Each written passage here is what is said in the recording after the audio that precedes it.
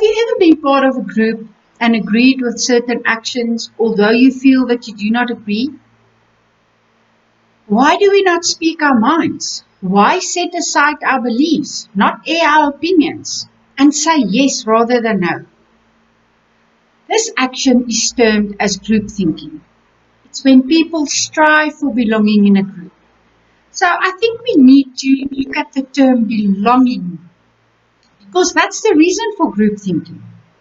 Psychology today defines belonging as acceptance as a member. A sense of belonging is a human need, just like the need for food and shelter. Feeling that you belong is most important in seeing value in life and in coping with intensely painful emotions.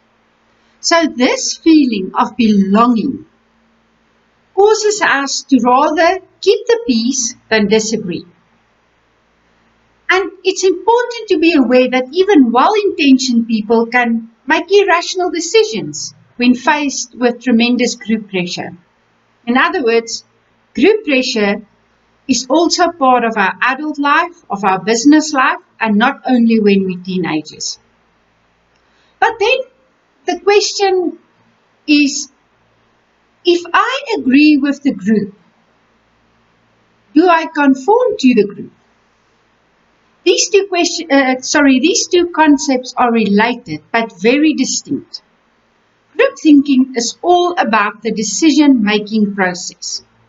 The individual does not necessarily shift their belief, opinion, and behavior. But if they desire to shift, that can motivate them to agree with the group.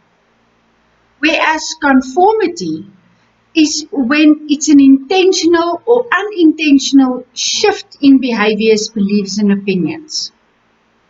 And group thinking is caused when it is a group of us versus them mentality. Outsiders are welcome, and the insiders will not talk to insiders, and they will not express their opinions with people that are part of the group.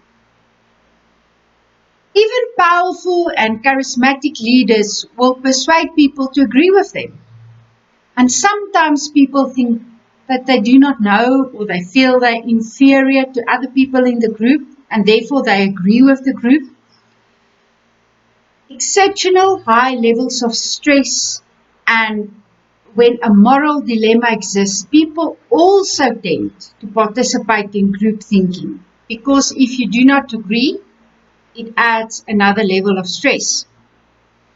The symptoms of group thinking are when people are overly optimistic about the decisions that's made, and they're not afraid to take risk.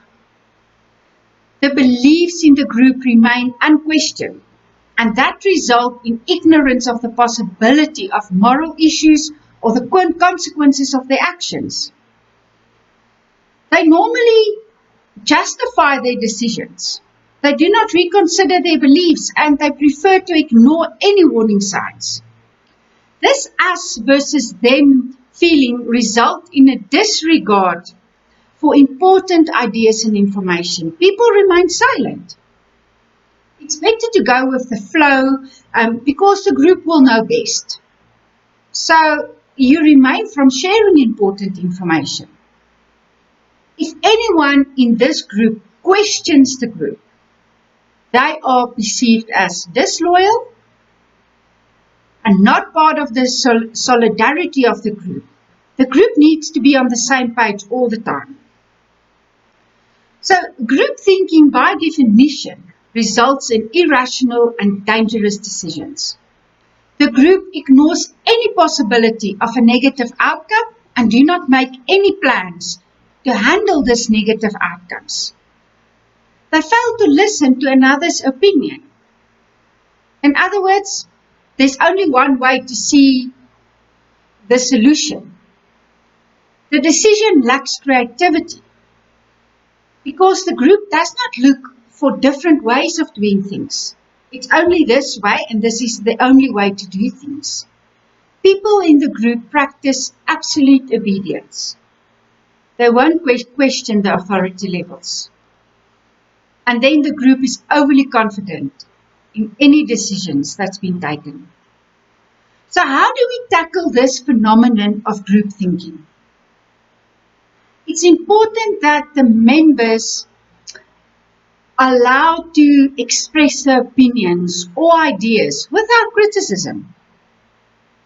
And a specific individual can be assigned to play devil's advocate during the decision-making process. And the members must be allowed to question the behaviors, the beliefs, and the opinions. A difficult thing is to show vulnerability. But if you allow the people to show vulnerability, it will allow for more creative thinking. A company that's an example of group thinking is Swiss Air. They were once labeled as the flying bank because of their financial stability, but went into liquidation in 2002. And the reason being, the executive team displayed symptoms of group thinking, especially in terms of taking risk and the overly optimistic attitude of the decisions taken. In other words, it was only our way and no outcomes was considered. So when all think alike and a camel is a horse designed by a committee, then no one is actually thinking.